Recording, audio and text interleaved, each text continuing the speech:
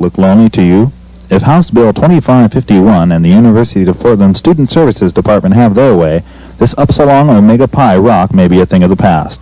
Upsilon member Mike Martin explains. Well, basically, Student Services has told us that because this new state law that's come out now that says that no organization is supposed to carry anything that is overly burdensome, they have made the decision, Student Services have made the decision that Upsilon rocks are overly burdensome and they will not let Upsilon pledges carry rocks. What this means is that an Upsilon pledge caught carrying a pledge rock could have an unexpected meeting with security. Assistant Dean of Students Jim Kane explains Student Services' position. Oregon House Bill 2551 laid out some real specific, not real specific, but some specific guidelines for the kinds of things that pledging organizations, not just fraternities and sororities, but other organizations in general also, can do to people who want to become members. They will not allow carrying around burdensome objects. They will not allow dressing people up in a way that would cause them ridicule or embarrassment. They will not allow forced calisthenics, dropping people off and having them work their way back from a distance. That kind of thing is not allowed according to the law. We're definitely going to start getting on the phones and sending out letters, talk to our alumni. We have over 350 in the area, in the immediate area. And we're going to get some support. We're going to have them write some letters. We're going to pretty much fight it as much as we can because we don't want to give up this tradition. The rocks, which have been a traditional part of their pledging, we feel are burdensome objects, yes. Part of the point right now is that the law does not take effect until mid-month, I believe it is, but we have taken the stance as a university that, as far as we're concerned, it's a law at the University of Portland now, and we are enforcing it as such. I think that we're going to go talk to Father Odo. We've talked to Dr. Harris, who is our moderator. He's also going to be behind us. Basically, we're going to lobby for support anywhere we can get it. The way it was explained to me at the meeting last night was, under the current setup, if you don't carry the rock, you don't become a member. And that's the kind of thing that this legislation is trying to get at, coercing people to do anything so that they can join an organization is, in my mind and apparently in the minds of the Oregon legislature, not permissible. For UPTV, I'm David Rex-Schmidtke reporting.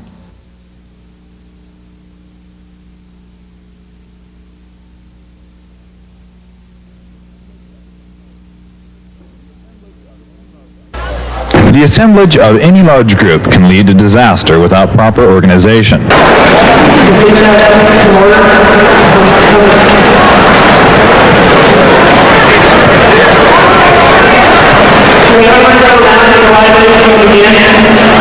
With that goal in mind, the Model Democratic Presidential Convention of 1984 has established its Committee on Rules and the Order of Business. Parliamentarian George Austin explained how this year's rules are consistent with establishing order. The rules are basically designed to allow us to complete our business in a 3-day period. So in that respect, we have to modify them a bit from what the rules of the National Convention, Republican and Democratic National Conventions would be. Other than that, we try to model those rules as closely as we can to allow the simulation to be as real as it can possibly be. After a brief introduction by National Chairperson Elizabeth Spence, the Rules Committee's 1984 rules passed with ease. We didn't have any problems at all when we voted on them after the meeting was over. At the end of the day, it was a unanimous vote by the Rules Committee to approve the rules as they were. The Memorial Coliseum may seem very peaceful now, but with over 3,000 students participating in this convention, order can be a very valuable word. I'm David Rex-Schmidtke reporting for Convention Coverage 84.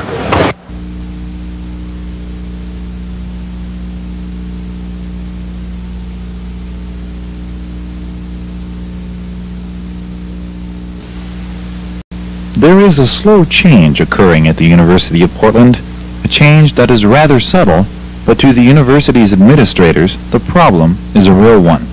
That problem is where to house the increasing amount of women residing on campus.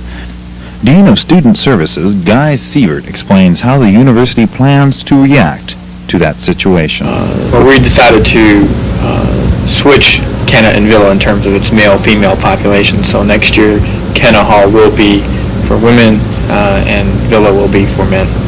Practical consideration is important, but this interaction has yet another reason. Another reason, of course, is that we feel that having men and women on both sides of campus will be helpful to some of the interaction that we hope will occur between our resident students. Well, it was a surprise to all of us. It's for the good. It's I guess the next best step to going co-ed is what it is. It's mixing up the men and women.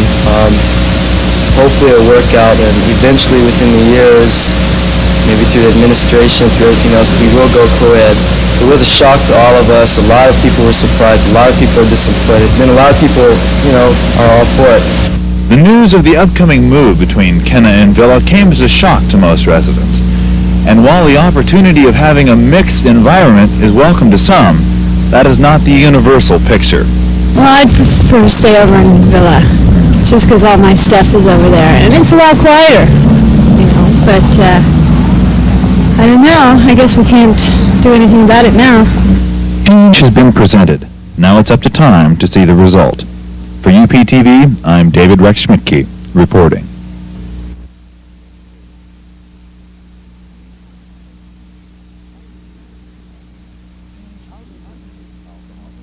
How do you treat alcohol? If you do drink, do you know when to stop? How much is too much?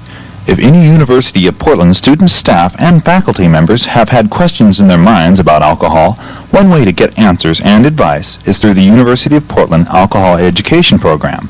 Representative of the program, Karen Tweed, explains. Basically, it's a group of, our committee is a group of students and staff who are concerned about alcohol on our campus, but not in a way that says people shouldn't drink, but concerned that people perhaps don't have as much information as they could or they should have about alcohol in choosing how they're going to use it in their lifestyle. And we feel that college-age students are prime time for people to get that information and also to make some of those lifestyle changes. If you are interested, the best way to find the dates and the times of the alcohol programs are Watch for the posters, look in the beacon. to a particular number of the University of Portland students may think that this little package is a package of fun. Unfortunately, sometimes this little package can lead to a very unfortunate phone call. Check out the University of Portland Alcohol Education Program. You can have the fun and avoid the call. For UPTV, I'm David Rex Schmidtke, reporting.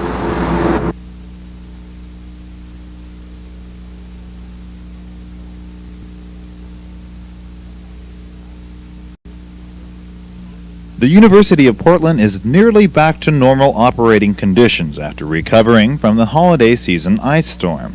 Director of Maintenance Marv Schwartz explains exactly what damages occurred. We had, in West Hall, for instance, we had a roof hatch that's lashed down with ropes. The heavy winds lifted it just enough, so it left a crack of 4 to 6 inches. But that was enough to freeze a sprinkler line. And, of course, the sprinkler line had to be directly over the president's office.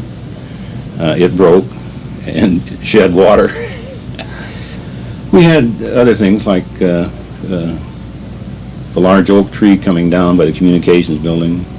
We had a number of birch trees up around West Hall, and birch trees really suffered, that were so badly damaged that we're removing them.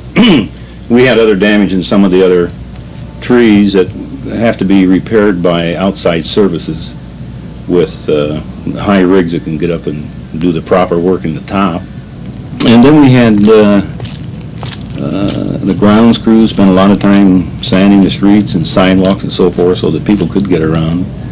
We had a little section of our tennis court that caught some wind and bent the poles inward. Unfortunately, some possessions of University of Portland students in Mailing Hall were damaged. Director of Security John Garner explains the university's position regarding damaged personal possessions. Now, the university's insurance will cover damage to university property. The students' personal belongings, we would expect them to turn in a claim to their insurance company, and then if their insurance company wants to contact our insurance company, then it will be handled between insurance companies. But at this point, the university is not claiming responsibility for personal property damage. But, as Dean of Student Services Guy Sievert put it, that doesn't mean students would be left out in the cold. If there is some concern that the university was at fault in any way with the damage or the theft or whatever it may be, one of two things can happen. First, the student's insurance carrier could contact our insurance carrier, and they could go in together and cover the loss, and so therefore that one policy does not really cover the whole thing. But that has to be done through the student to their insurance company and then back to our insurance company.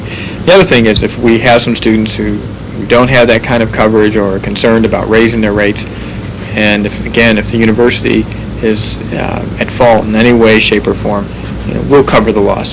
While the estimated amount of dollar damages is not yet out here at the university, it is a general consensus that things could have been much worse. I'm David Rex Schmidtke reporting for UPTV.